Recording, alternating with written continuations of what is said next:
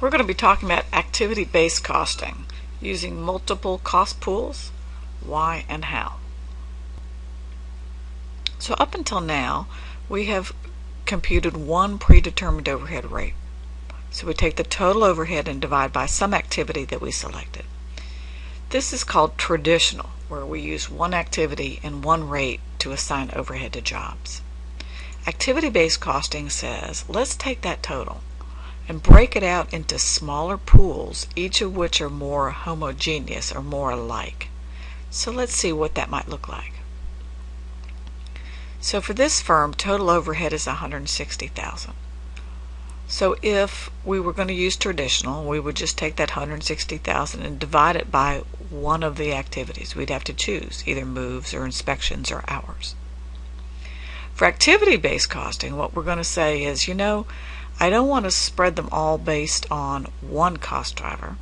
I would like to spread indirect labor based on direct labor. I'd like to spread the cost of inspections based on inspections. And I'd like to spread the cost of materials based on materials moved. Why would I go? That's a lot more trouble than one rate, isn't it? Calculating three rates and getting activity for three different cost drivers. So why would I bother? One of the things that happens when you charge folks for everything they use is they become more conscious of it. If you've ever rented an apartment where utilities were included in the rent, you turned up the thermostat to whatever made you comfortable. If you were charged for utilities separate from rent, you were a little bit more aware of what temperature you put it at because you were going to pay that bill. And managers are the same. If you charge them for every forklift hour, they're going to be more conscious about how many hours the forklift is being used. Another motivation for activity-based costing is that the costs are better associated with what you used. So the inspection costs are more associated with who's using inspections and so forth. Of course, activity-based costing is more trouble. It's more complicated to understand, it's more calculations, it's more data to collect, store, and retrieve. So we don't use it unless it's going to give us different costs. And so if all the products are about the same and they're using the resources about the same, then it's not really justified. But if you have very different products and they use the resources very differently, then it matters to spread them based on what they're using because they're using different stuff.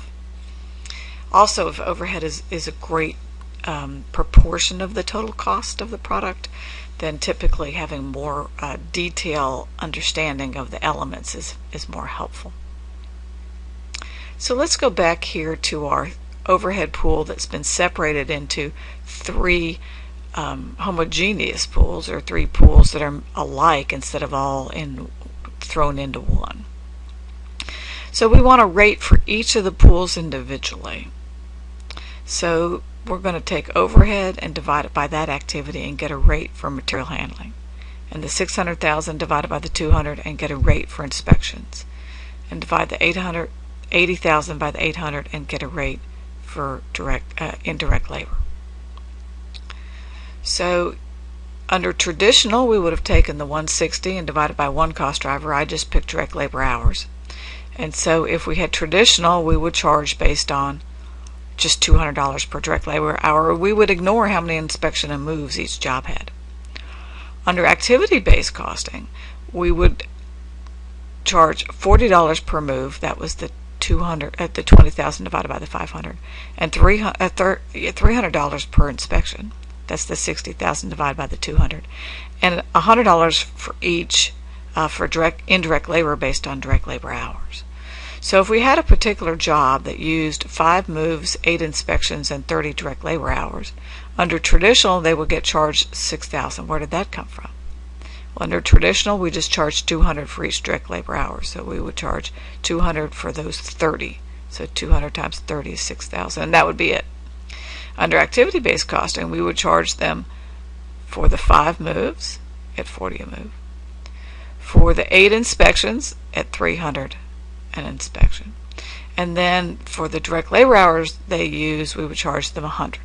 So adding that up, they would get a charge of $5,600. $600. So there's a difference between the two.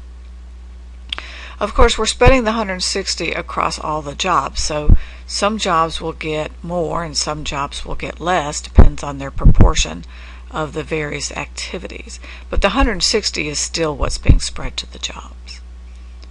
So all the jobs are not going to see less overhead spread to them because it's still the same 160.